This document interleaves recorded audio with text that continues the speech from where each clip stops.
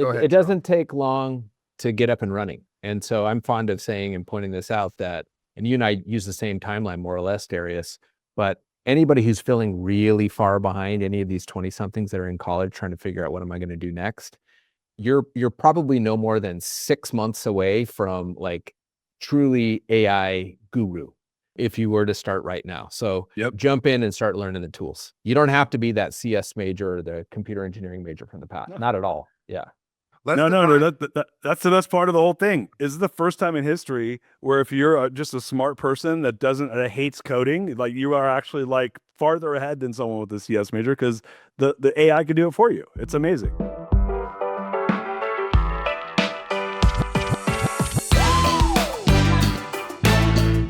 Welcome to the show. Thank you for subscribing and sharing this episode with every single 20-something you know, because this is a big one. We're getting into where we are with AI and what the economy will look like in the near future with two world experts. We got Darius Mirshahzadeh, who's here from AIifyit.com. He also has the podcast, The Greatness Machine, and he wrote a book on core values called The Core Value Equation. He's here with us today. We got Jerome Stewart from the White Feather Group, consulting companies on how to prepare for the AI revolution, formerly part of the C-suite of many big tech companies, including all the ones you've heard of before.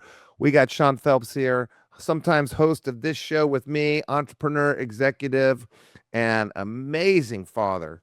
We're going to talk as a group and figure out, what do you need to do if you're in your 20s during this change? And how do you choose a path inside the knowledge base, or what other paths are out there during the AI takeover? Welcome to the show. Welcome to a new era, and welcome to the Edge of Excellence.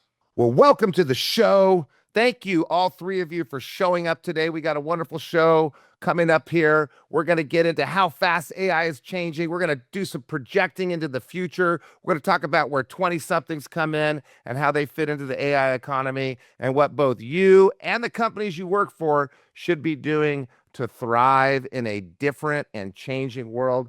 Thank you very much, all three of you, for coming. Jerome, making time out of the White Feather Group. Darius, who's got AIifyit and the Greatness Machine podcasts. If you want to check out a cool podcast, check out the Greatness Machine podcast or the Core Value Equation book. And then, as always, you have me and Sean. We got both myself and Sean here today to talk about AI, how we're using it. We're going to dive right into it. We don't need definitions of excellence, because Darius and Jerome and Sean and I have already shared our definition of excellence on previous episodes. You can find Darius on his own podcast, like I said, or on this podcast. You can find Jerome on many podcasts or on this podcast, and Sean is on lots of podcasts. So we're going to dive right in. And we're going to start with Jerome and Darius, the world's experts on AI as recognized by Fortune magazine. How fast is AI changing? And maybe, Jerome, this is a good one for you. Give us a chronological look at the last couple of years of AI and then the miracle of 2026. Yeah. So what was it, Darius, when ChatGPT came out? It was 2023, right? Yep. Perfect. 2023. So let's just start the time clock there. For me, those first 2 years up until December of 2025, so just this past December, I was digging in and I was using AI as an assistant to help round out my skills. And I was kind of astonished. I would say a 2x, maybe pushing 3x productivity improvement for me and my teams. I mark 2025 to 2026, that transition, as a new massive milestone. And for me, it was really as I started to dig into Claude, things really started to move quickly. And so I now look at the past 6 months or so, and I'm astonished. Whereas before I had that 2 to 3x productivity improvement, I'd say I'd probably already doubled it in the last 6 months, thanks to Claude. And I'm no longer thinking of AI as an assistant. I'm thinking of it as a way to rethink just about anything. From a marketing perspective, any of the processes that I've focused on in the past, I'm now pouring those thoughts into my AI platform of choice, and I'm developing brand new workflows. So 2026 is a totally different year for me. What about you, Darius? What can you add to that? I would agree with all that. I think the biggest difference for me over the last couple of years is before it was like a super powered Google search that I started to discover could do work for me. I had a moment a year and a half ago, 2 years ago, yeah, about a year and a half ago, where I had to feel like it was just like some mundane job wreck thing, and I was like, God, like I'm pretty sure AI can do this, and I dropped in like a sample of a job description. I sampled it. I dropped in a blank one. I dropped in a deck for this project I was working on. I'm like, build me a job description for LinkedIn, and it pumped it out in 15 seconds and was perfect. And I was like, oh shit, that would take me like an hour. And this is almost 2 years ago. And so that was the first time where I had this like astonishment moment where I'm like, oh, I don't want to do that work. I don't even want my team doing that work. And I think now we've gotten to the point, kind of to Jerome's perspective, where at the end of 25, beginning of 26, where when you start looking at even outside the LLMs, or what I'm going to use the terminology called out of app AI and in app AI, when you start looking at the abilities, because of how much the LLMs have changed and have grown and how good they are, it starts to superpower things that we've had before, like machine automation. When we look at like fixed workflow builds, stuff like that was good before, it replaces humans now. And so I'm of the mindset that we're at a point today, at this very, very moment, where most knowledge work, if it's mundane or repetitive, even with 100 if-then statements, should be done by computers and robots, not humans. And we're here right now. And everyone's behind at best, if not started. So it's an exciting time if you're looking and playing, and if you're not, I'm like, oh, scared for you. Wow. Sean, how does that make you feel? It's wild. I mean, I used it to build a website in under 3 hours with code, and I had no idea how to do it. Not like a website template on Wix or WordPress, but a fresh from code website that launched and went live and had functional buttons and quizzes. And it's just mind blowing what you can do with it. Yeah. So that kind of got a little scary there. And I'd like to talk about, this is the one question everybody wants to hear first. Where do people fit in the future? And I know we've got autonomous economies coming and nobody really knows, but Darius, you said most knowledge work should not be done by humans. So what happens to the marketing people, engineers, lawyers, doctors? Yeah. Well, look, here's what I think goes away. I don't know what replaces it, and I don't have the answer of how quickly this happens. And I don't, because I think there's a lot of things that humans are in control of that can slow it down or will slow it down, either accidentally or intentionally.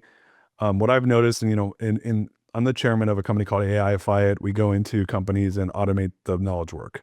And I'll take, I've taken processes that require an hour and a half of a human's time and turn them into a minute and a half, and done that. And these are pretty, these are not super easy, processes, but they are, linear enough of a process where it can happen. And if you start thinking of your own business, the way I think about it is knowledge work is hands on keyboard, hands on mouth, looking at screen, not talking.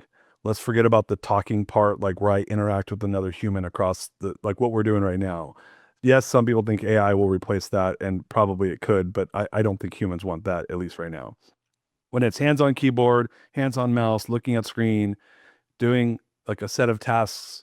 Let's say you have 25 tasks and you do them all multiple times per week. I just described a knowledge worker's job for the most part, unless they're doing one of two or three things, unless they're influencing others to make decisions, aka sales. Some sales probably could get automated at some point, unless they're thinking creatively or strategically. Now, you could argue that there is some creative and strategic thinking on the side of AI, but I believe that people want accountability around creative and strategic thinking, i.e. they want someone to blame if they don't like the idea. And I can't say, well, Claude came up with that strategy that cost us $100 million. It'll be like, well, yeah, but you decided to move forward on it. So no one's going to want to be that person. So I think outside of those functions, and or today, physical, manual, like putting a nail in a piece of drywall, like AI is coming for you. And so my belief is that those jobs, the cat's out of the bag, genie's out of the bottle, that's happening. And we need to react to it in a way where I think that organizations that react properly will automate the things that can be automated. They'll create the efficiencies because markets are efficient, and they will then create resources to decide what to do next with it. To answer your question though, who knows? there's like, I was talking to my son about this last night, and I said, look, there's a spectrum of outcomes here. One is AI utopia and one is AI dystopia.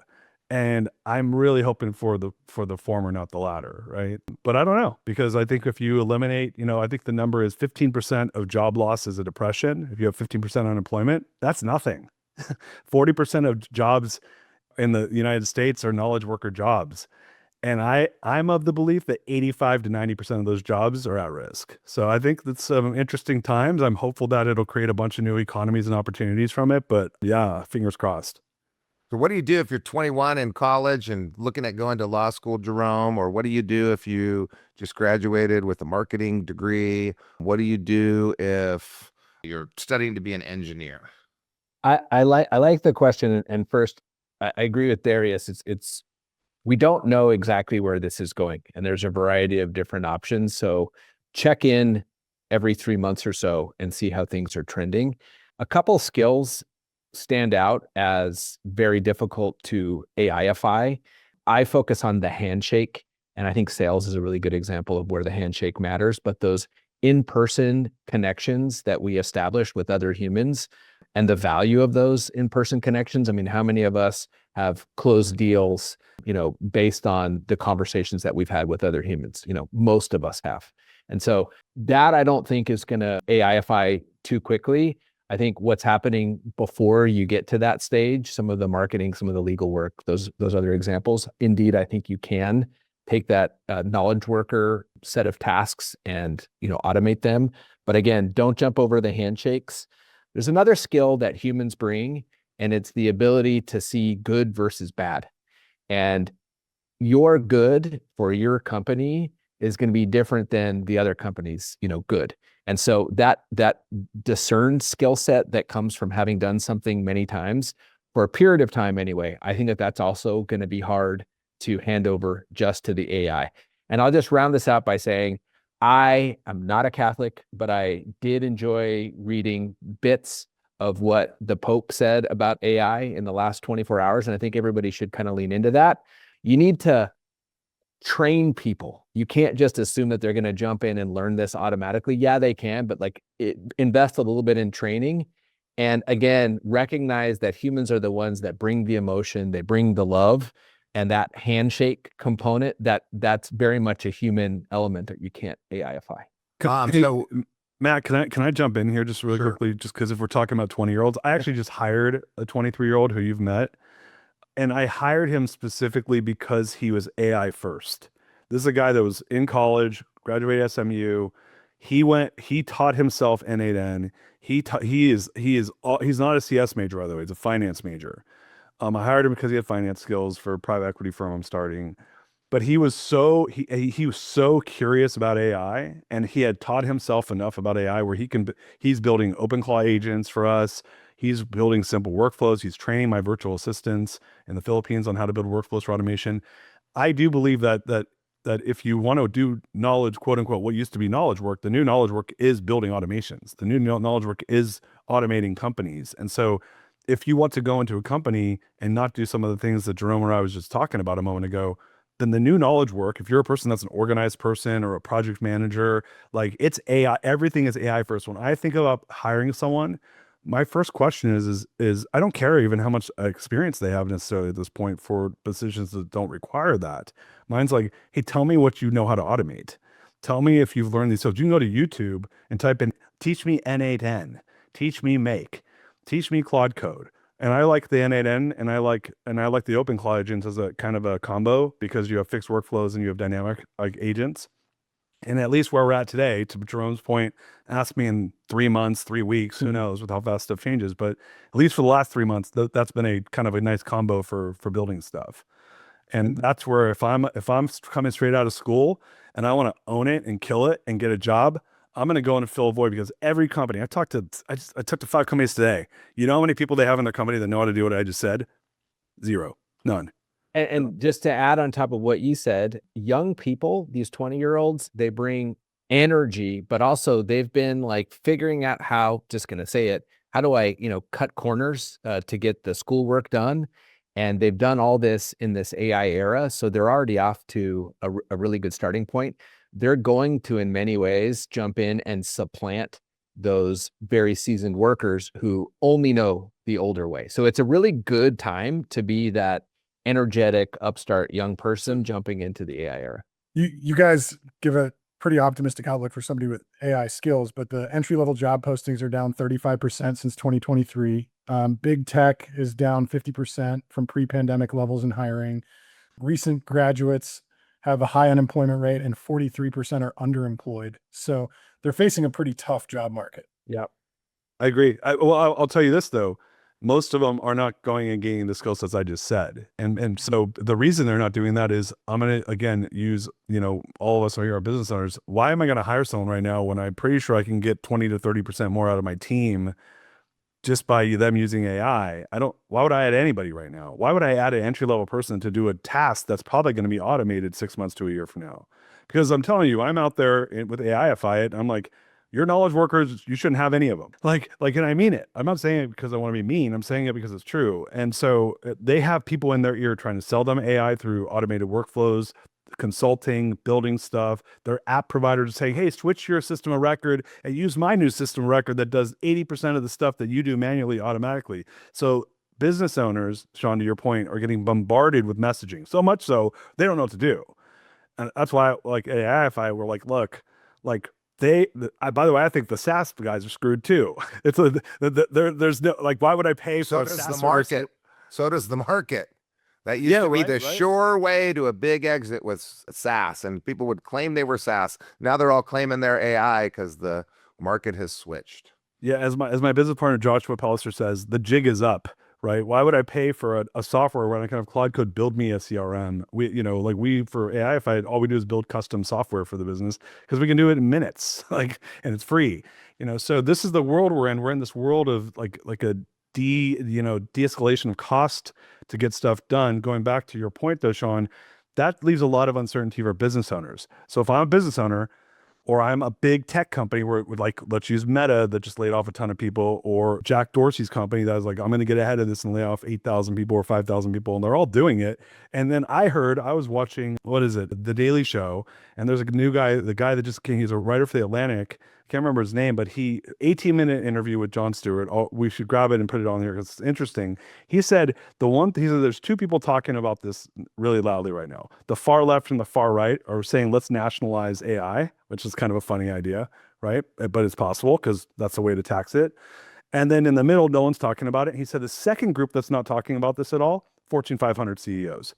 Because they're going to have a gun to their head to do one of two things: keep growing their companies or cut costs. And they all have the opportunity to do what I'm saying right now, but they know that the effect it will have on the economy, going back to what I said earlier, if we're at 5% unemployment and 15% is depression, it doesn't take a lot of job loss to get there if you can't replace it with new jobs. So I think the point I'm trying to get at is that's kind of the landscape. This, like, I don't know what to do landscape if you're a business owner or a decision maker. And if I'm a 20-something trying to get a job, it's really simple. Be the solution. Come in and say, like, I know how to build workflows. I know how to use AI. I could teach your team. If you're sitting there, screwing around because you don't have a job and it's May 26th, then you probably aren't going to get a job doing what you or any of the four of us would have done getting out of school. Well, then go be the solution. Go take classes. Go learn. There's tons of free stuff online. Learn how to build workflows. Learn how to build agents. Learn how to train them. You can go into any business with zero knowledge of their SOPs and learn how to feed it to one of the things I just said or build it within one of the things I just said, and you're going to be a valuable resource. People will want to hire you. Let's And break the good down. news, Go ahead, it doesn't take long to get up and running. And so I'm fond of saying and pointing this out that, and you and I use the same timeline more or less, Darius, but anybody who's feeling really far behind any of these 20-somethings that are in college trying to figure out what am I going to do next, you're probably no more than 6 months away from like truly AI guru if you were to start right now. So jump in and start learning the tools. You don't have to be that CS major or the computer engineering major from the past. No. Not at all. Yeah. No. That's the best part of the whole thing. This is the first time in history where if you're just a smart person that hates coding, like, you are actually like farther ahead than someone with a CS major because the AI can do it for you. It's amazing. Let's define some of the terms because you guys have thrown out lots of terms. So we'll start with Darius. You threw out N8N, Make, Claude Code. What are those? So N8N, so the way to think about N8N or Make is like a really like enterprise beefy smart version of Zapier. It's an automation platform, but it's done through visual cues. So you like think of like a flow chart, right? But it's a flow chart that's actually wired up and does the work, right? It connects to the APIs of a system on the back end. And those little like flowchart boxes actually, they're not just pictures, they actually do the work within them. That's why someone to Jerome's point, without a CS background can do it, because I don't need to program in the Python code that's inside the box. The AI does it, or they've already automated it themselves. So Make is kind of a more dumbed down version of N8N, but think about it as like an automation platform. That's not AI. What AI is the decision making, the LLMs that can be inside of those platforms now, which is why it can behave the same way as a human within a fixed workflow. So again, if you think of a business, like a business would be something that when X happens, it sets off this domino effect of things that need to happen within the business that might fork out 20 different ways, depending on what happens in the process. And you have to have a final outcome, as in client gets what they want. We deny the client whatever it is that they asked for because it made sense to do so, or there's somewhere in the middle we're waiting on more information from the client, right? I'm describing like a mortgage process, for example. That has to be the same every single time. We call those in business SOPs, standard operating procedures, meaning when this happens, every time we want to see the exact same thing happen. You can build those in workflows. Out of that, and AI can be inside of that, as well as things that are not AI. But AI makes those better, smarter, and more human-like. Outside of that, you'd have something like an agentic AI. And when I think of those, we want to learn how to train those agents, digital robots, if you will, to do work. OpenClaw is a good example. I think Claude Cowork is an example of one. I don't like that one as much. OpenClaw is good because it's open source, but that does like dynamic work. And as people start to learn how to, and you don't need to I literally set up an OpenClaw agent, and I don't know my head from my ass when it comes to anything technical. But I just went to Claude 100 times.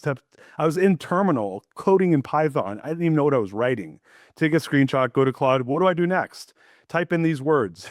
And it was very inefficient. But the point is, if someone as dumb as I am with this stuff can do it, anyone can do it. Point being, though, is learning how to build those agents, and they break all the time.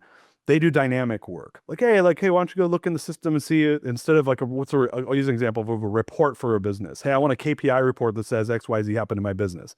Well, the reason I want that is it's extracting data, it's calculating, it's saying, hey, Matt, this is what's happening at CollegeWorks Painting or whatever. Okay, do I really care? No, as the owner, I only want to know if something bad is happening. But I have to look at that stuff all the time, or my COO does, because it's busy work. And it tells me if there's something I need to fix. Well, right now I might have an assistant or automation that pulls that report. Well, we live in a world today where I don't have to do any of that. I can have a OpenClaw agent that just automatically looks in there and taps me on the shoulder and says, hey, Darius, the KPI number 7 screwed up. It's 4 points below where it's supposed to be. You should go look at that. And right now we live in a world where you can teach those agents skills that are all open source skills that are out there online right now. And those are evolving every single day. I'm making this sound more technical than it is, but if I'm a 20-something, natively what I'm describing is how work is being done today, as opposed to a year ago, 2 years ago, as Jerome alluded to. Okay, so I'm going to translate some of that. A workflow is a standard operating procedure, like we just said. In the workflow, you're going to have agents doing certain things. You're going to have skills, and the workflow is getting something done. Customer calls, customer gets a message, customer gets a sample, customer gets followed up on. All that goes in a workflow. An LLM is the AI where the decisions and the process is made. And then N8N and Make are the automated platforms. So you need an LLM, you need an automated platform to then build workflows. And the platform is what connects the different agents and skills in a workflow. Did I get that all right? I think it's pretty good. What do you think, Jerome? There's a little tweaks I'd make to that, but it's close enough. Let's go with it.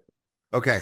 So Jerome, give us some examples of LLMs. Classic examples would be Claude. Large language model, by the way, is the LLM. AI platform is synonymous with LLM, at least in my mind, it is. Claude, ChatGPT, Gemini, Perplexity. Okay, so we used to use each one of those for different things. Now people are mostly shifting to Claude. Who knows what's going to happen in 3 months? So as Jerome says, we got to check the trends. But if you're 20, you need to have some experience with a few LLMs and know how to use them, when to use them, You need to start building your history with those LLMs.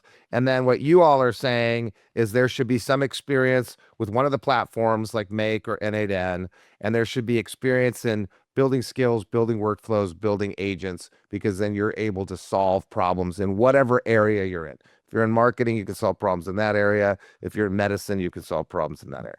Did I get it right? That's what 20-something should be doing to get ready for the AI world? I think I think so. I think if they want to do knowledge work, or there's the inverse of that is don't do knowledge work, That's right? good. So you're right. Like if you want to be a knowledge worker, that's knowledge work right now. It's not learning how to be a mortgage processor or be a marketing assistant. It's like, no, I don't need a marketing assistant. It's called Claude. I don't need a loan officer assistant. That's called, or sales assistant. That's called, my N8N workflow that does all that now for me. The other option is like, don't do anything that has to do with it. I have my oldest son said this to me a month or two ago, and I thought of my dad. My dad's a Persian guy from Iran, and my dad would have shot himself if I had said this to him. My son told me he wanted to be an ethical taxidermist, right? Which is basically like you don't go kill animals, like you only stuff animals that were not killed for sport. Yeah, like roadkill, right? like a lion died a natural death, and you stuff it. And I was like, how the hell is this kid going to make a living? And then I laughed. I was like, you know what? AI's not taking that job. Well, let me jump into this too. I'm in a similar household too. So my son, trying to figure out what he's going to do. He is AIifying himself, and he's digging in. So he's playing the role that we just described rather well, but he's also balancing his, life out with a highly manual task, which is getting underneath boats, checking them out for damage, and removing the barnacles and crustaceans that grow on them. So this commercial diving thing that he's doing, there is a point in time, and anytime I have said in the past, especially recently, AI cannot do that, I'm proven wrong a few months later. And in this case, I think robots will step in at some point in time and do some of these things. But right now, I think that there is a role for some of those, more manual, let's just say, tasks. Won't the domain knowledge be critical for the people that are AIifying those industries? So let's go back to, what are we talking about? Manual, like robot domain knowledge, or digital robot domain knowledge? Physical or digital? Just I don't know anything about barnacles and boats. So physical, like I've been in the house, fixed the furnace at 2 a.m. in January, and now AI is coming, but I get to be the person that harnesses it and uses it and can market my skills because I understand what the AI needs to do. So Jerome's son with his barnacle scraping business has his clients. Someone's got to buy the robot. Someone's got to get the robot over to the boat. Someone's got to tell the boat owner which robot's the best robot. So that business that Jerome's talking about would probably shift over time, right? I have a very strong opinion about this, by the way, which is that the digital robots. So if I AIify, Sean, to your point, if I AIify the entire knowledge work of your business, at some point the robots are smart enough to show up, right? Or they can do the work. They can scrape boats. But I've already programmed the entire back end of your business with digital robots. They will communicate through APIs with your physical robots to do work. But you have to have already done the whole entire back office of the business first, which will be 5 to 10 years before the physical robots show up. And then you will be able to, I'll get a robot from Elon Musk, for instance. I'm going to get 4 of them because we have this big, barnacle scrubbing business. All I'm going to do is hook them up into my knowledge base. My company's going to have a huge knowledge base at that point that's digital. We'll have a bunch of digital agents that run the business, and they will just get that person up to speed. They will be a trainer, probably more likely an agent trainer whose job is to train the robots. That's my belief. Wow. And how long is that? I think I don't know, you and I were in the same room. I think Jerome was there too, where they said by 2040, there will be 1 billion robots. My business partner at AIifyit thinks it's 5 years. I think it's 10 years before. I think the minute you start hearing about your friends having robots doing the cleaning in their house, like buying their first robot, kind of like when we were kids and we bought our first VCR for our home. Do you remember that? Like 1983, oh, yeah. Right? Do you remember like how cool they were? Like $3,000 back in 1983 to get one of those. I was like 5 years old and I remember it. It'll be like that moment. Like the world changed the minute VCRs went into their homes. Like that's like a micro change compared to this. The minute we hear people are like, oh, we're getting a full-time like robot to clean our house. When you hear a person that says that more than once or twice, the robots are here. So I don't know, 10 years, maybe less. So there's a challenge connecting connecting the LLM to your business. And so you talked about N8N and Make, but there's a lot of custom made stuff. You can't put the agent in your operating system. That slows things down. And then there's a problem with robots in that they're not very stable, right? So there's a lot of things a robot can't do because like the robots in factories are bolted to the floor. There's a couple pretty big problems that they need to solve that are holding things back right now. The robot stabilization thing I know is being taken care of by one of my business partners. The other half of that, when's that going to be solved? When are we going to be able to just plug Claude right into our company and it's going to be able to interact with every sort of custom software, custom system that we've got? I mean, I think we're in the process of, I think it's an iterative process, and I don't think it's a plug and play. I think by the time it's plug and play, a lot of people, the people that haven't done it are screwed. That's what I personally think. And just a slightly different angle here, but there's a need right now for people to reassess their tech stack. And the decisions that you made 6 months ago, they might not be sound decisions. Certainly the technologies that you locked into 5, 10 years ago and that you know and love, they might not be the best ones. So, and I see this a lot. So understand your tech stack for sure. Understand who's using the different technologies, what it costs your business, and then just start exploring in that AI platform or LLM of your choice. Can you do this? Here's the process. Here's the workflow. This is the technology that we're using. Do you have any alternative recommendations? So I think that's a really important thing for business owners to do right now. There are some elements of someone's tech stack that's less ready to interact with AI, and maybe you need to swap that out. I actually have a position on this. If you have a good API, right? So some systems, legacy systems, have closed APIs, or their APIs are really hard to access, or they don't even have APIs.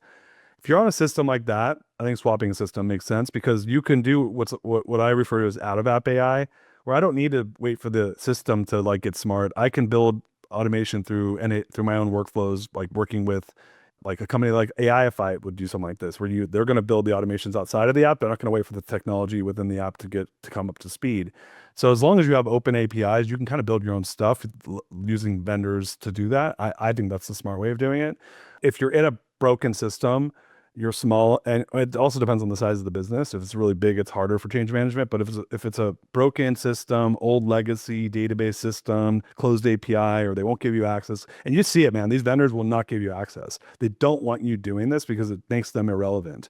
If you're one of those, yeah, it might make sense to move to and there's some beautiful softwares. All these softwares are being disrupted by really beautiful softwares that I think are going to be completely irrelevant 3 years from now. The beautiful ones, not the old ones. Yeah. So that leads me to say what I'm about to say right now, which is if you have an open API, I would say don't screw with your tech, because getting your team to use a new user interface and having them learn something new, that's a ton of brain damage. And I would just go out of app AI, and I would use the workflows and the agents to do the heavy lifting for you. Stick with that and wait. Because if you think of what a user interface is, right, or you think of SaaS, you think of, and again, like there's different answers for different businesses. I don't want to undermine what Jerome said, because I think it's a really good point of assessing the tech stack, but it depends on what you have. If you think of the word user interface, it requires what? A user, right? It requires a human to look at something and be like, for it to tell me what to do, so I do it. We're removing the user part of this. The user is software. There is no interface needed. I believe we're going to a world where there will not be a user interface. There will not be software. Like, it'll be computers talking directly to each other that know our preferences, that know what we want, that know how to run a workflow, that know how to train the next, that create capacity, go into AWS, add some memory. It'll do all this stuff like a human would without having an interface with technology. How far are we away from that? 5 years, probably 7 years, but who knows? But that's my guess. Well, I know Sean's going to have some questions for you all, because I've been hogging my time, and I know you all might have some statements you want to make. But before we move to Sean, I just want to plug Darius. Is it AIifyit.com? What's the website? Yeah, AIifyit.com, AIifyit.com. You can talk to the team over there. I'm happy to make intros and see if they can help. And then whitefeathergroup.com too? That's right. Whitefeathergroup.com for Jerome. Darius and Jerome are kind of competitors.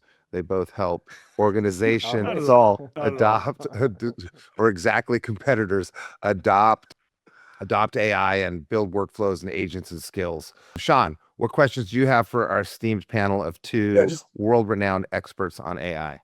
narrowing this down to what the 20 somethings should actually do. So we talked about projects and being able to ship a real project.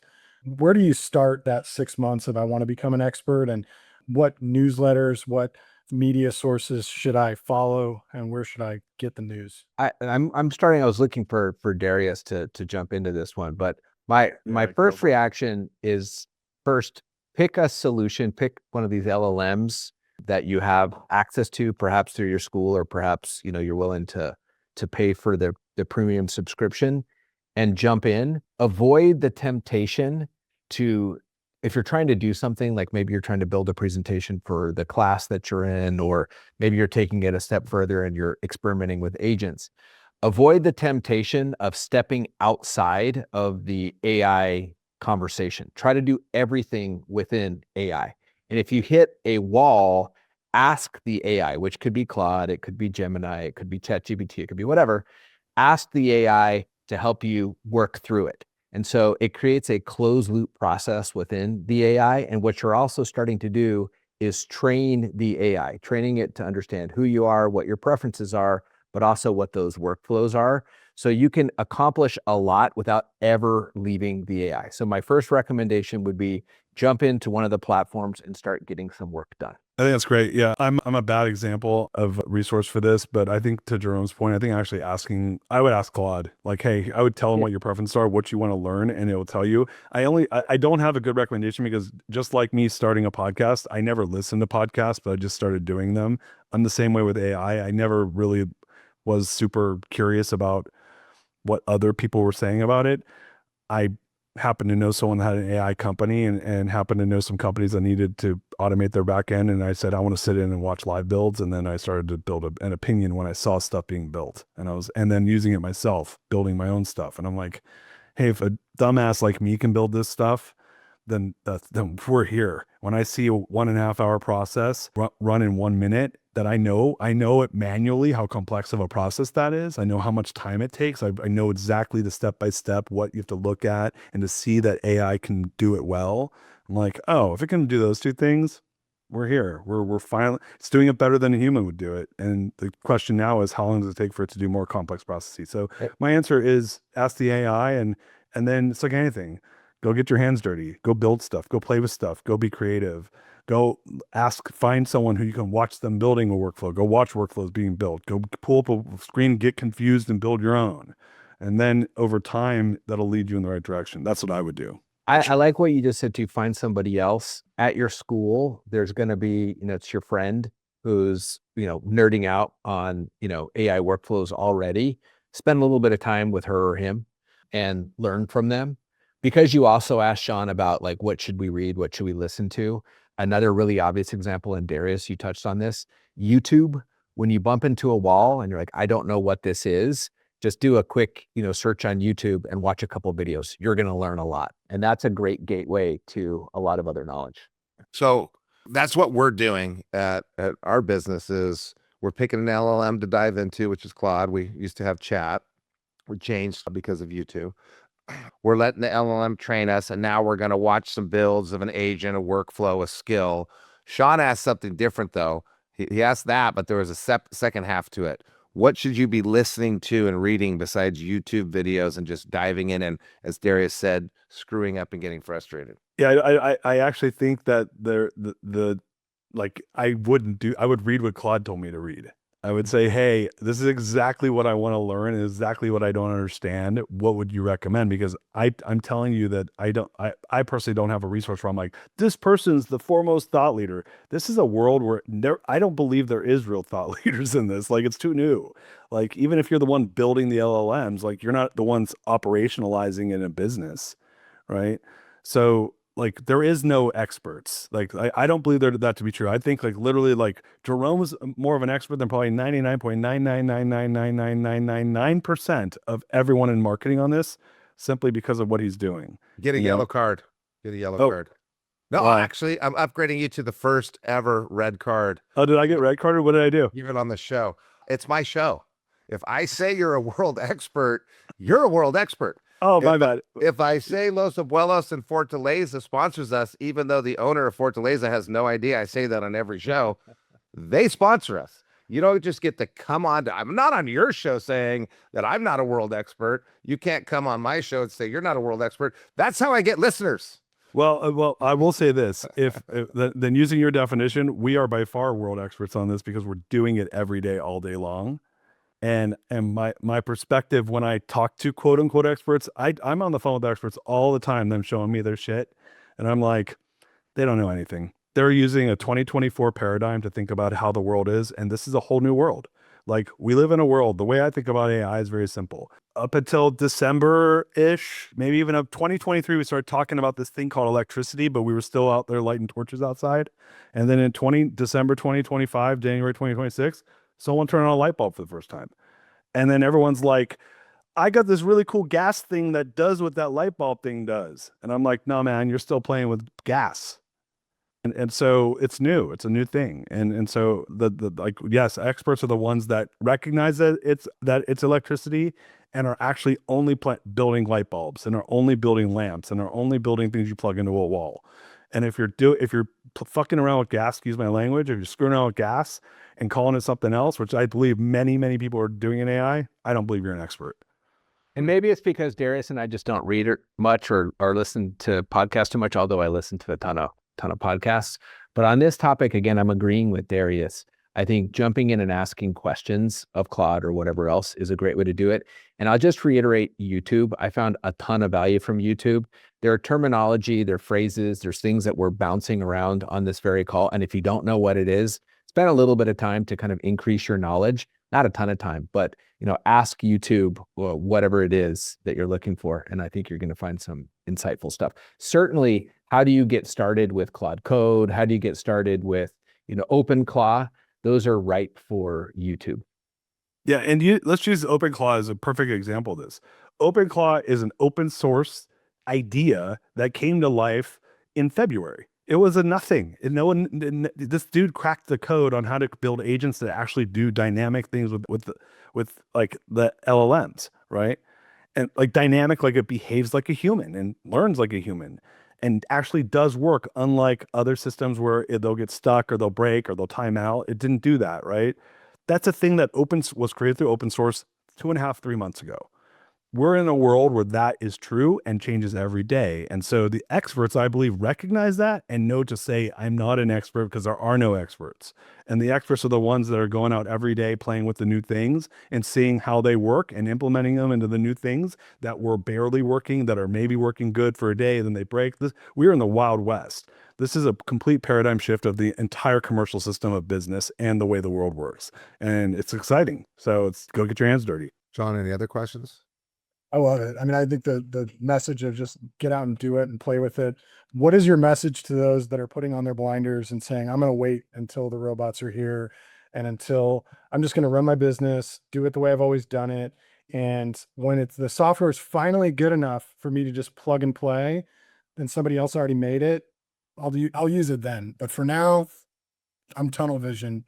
What's your message to wake them up? I mean, do you have competition?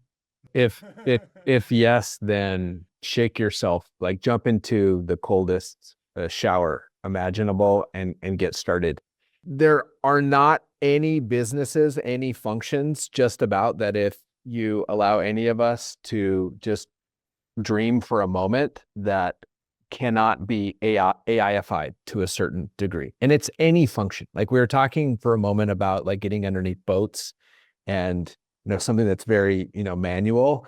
Certainly I can already say like, yes, in the future, a robot could do that, but also right now, AI could help you determine, should you remove this, barnacle, or is it, something important to the workings of the boat?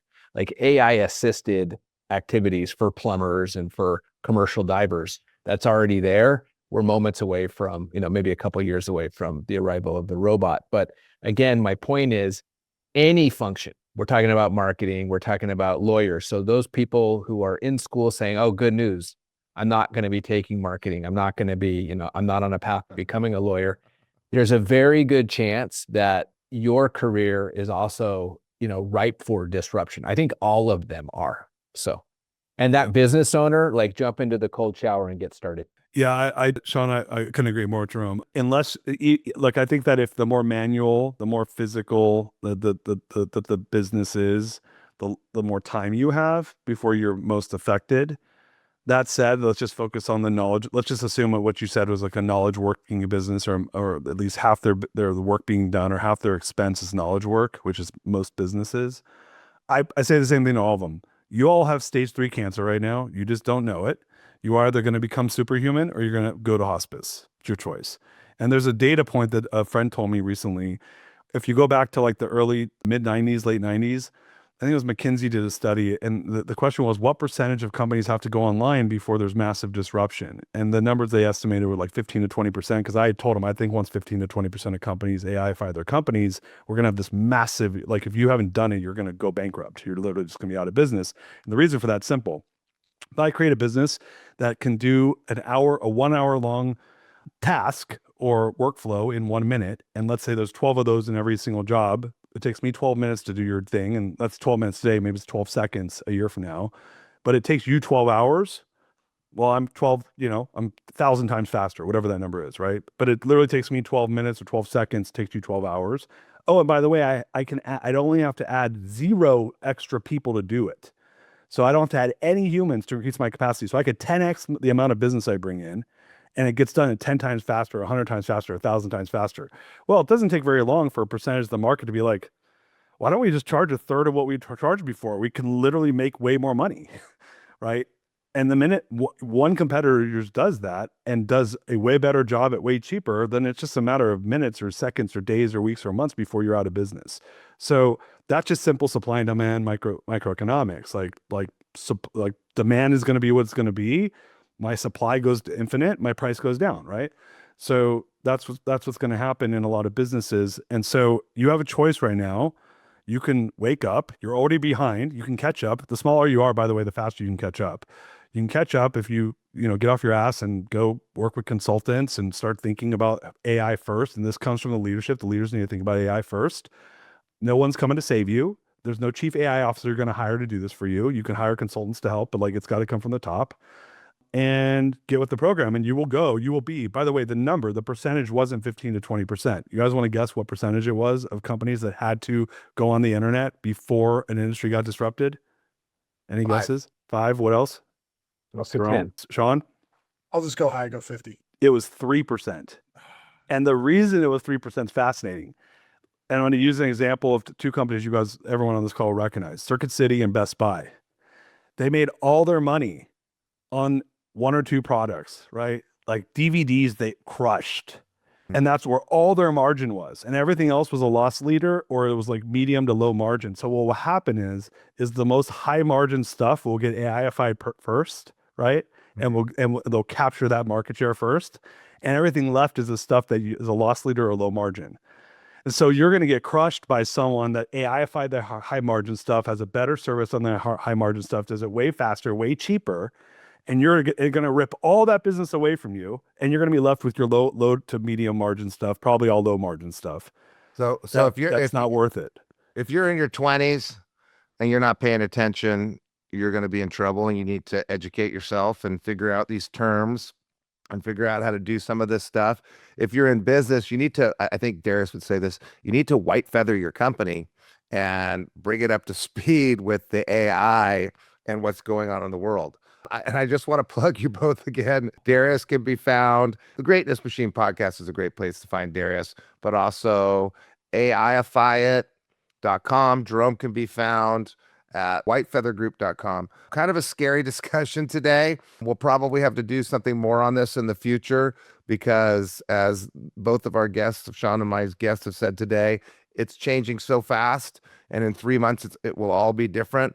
But stay tuned, pay attention, and get ready to get AI excellent. Thank you all for coming on the show today and spending your time with us.